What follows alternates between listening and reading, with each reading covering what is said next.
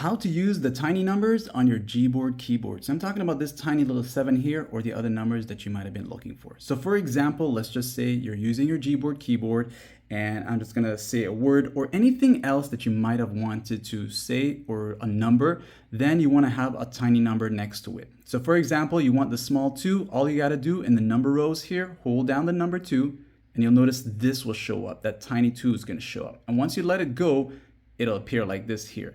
If I say hi and I wanted it to be times 5, so I can hold down the 5 and you want to make sure it's on the tiny 5 and you're good to go. And that's it. Once you let it go, that's how you would get the tiny numbers. Also, some numbers will have those fractions. So for example, as you saw with 5, you can see that 5 over 6, 5 over 8, 7 over here has 7 over 8. Number 8 is just 8. 4 has 4 over 5. You know, so once you release them, you'll get that. Like and sub.